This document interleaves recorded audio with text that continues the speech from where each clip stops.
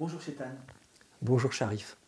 tu nous as parlé sur la vidéo précédente des aspects démographiques de l'espèce humaine. Pourrais-tu nous parler de cette notion de fin de vie? Oui, pour moi c'est une notion importante et dont on parle très peu. C'est aussi un des tabous, le tabou de la mort. Et c'est une question importante au niveau personnel évidemment, mais actuellement au niveau social. Donc je parlais dans la vidéo précédente de cette explosion démographique qui est une vraie menace pour la survie même de l'humanité. Et on a abordé la question de rediriger l'énergie sexuelle dans un autre sens que la procréation, en tout cas pour une partie bien sûr de l'humanité, pour réduire cette pression démographique. Mais évidemment, le niveau de population sur Terre provient de la différence entre les naissances et les décès, entre les arrivées et les départs. Et peu de gens connaissent les chiffres actuels. Actuellement, et depuis quelques années, on en est à environ 150 000 décès par jour sur Terre et 400 000 naissances. Ce qui est bien sûr un énorme déséquilibre.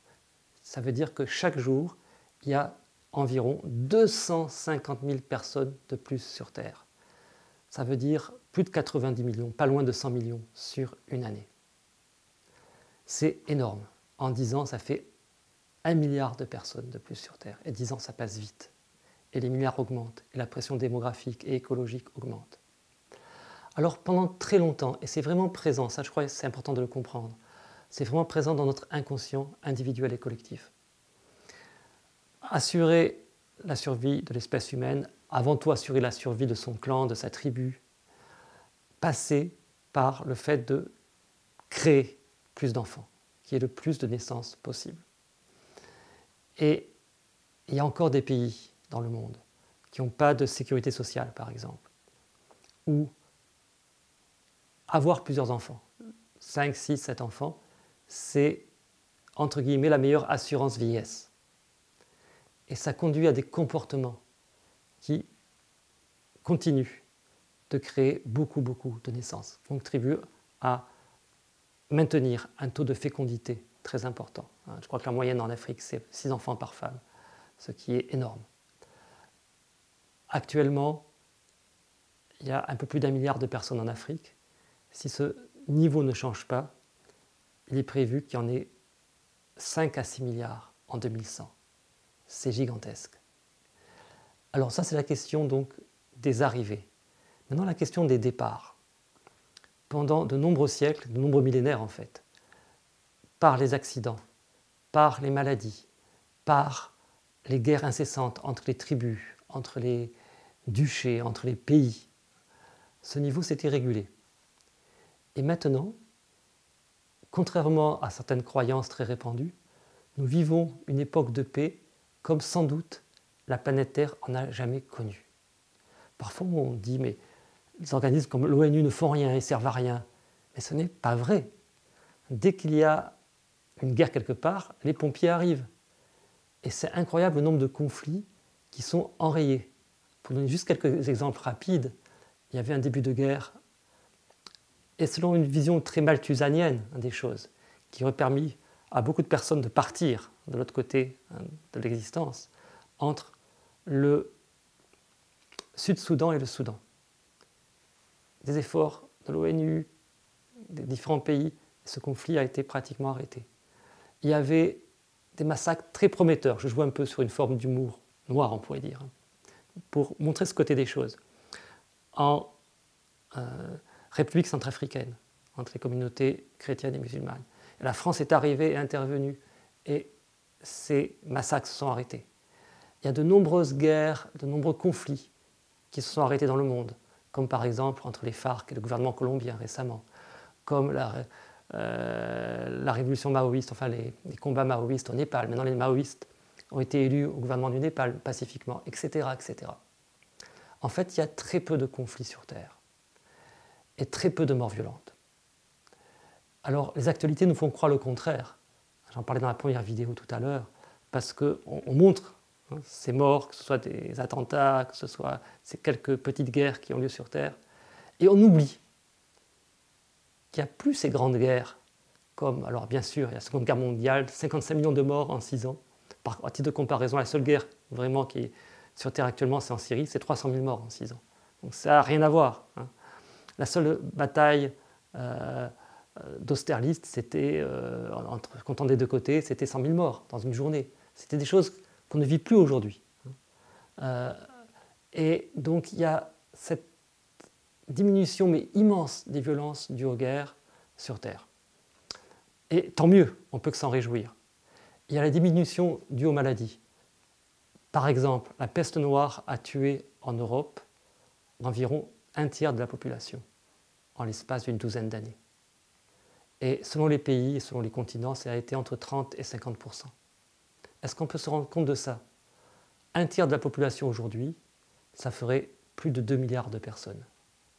Alors quand on parle des épidémies qui ici ou la reprennent, qu'on parle même du sida, mais si on regarde ce côté malthusanien, de faciliter les transitions vers l'au-delà, le sida a été un pétard mouillé. C'est l'histoire de quelques millions ou dizaines de millions de personnes. Et tant mieux. Mais ces transitions vers l'au-delà, par les maladies ou par les conflits violents, ont immensément diminué. Alors évidemment, c'est un progrès de l'humanité, un progrès qu'on oublie souvent de signaler et de s'en réjouir.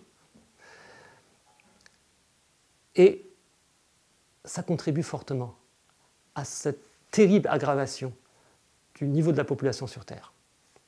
Alors soyons clairs, je ne suis pas pour un renouveau des guerres, pour l'expansion des maladies, je suis pour une vision différente de la sexualité et une pratique différente surtout, qui ne favorise pas à l'outrance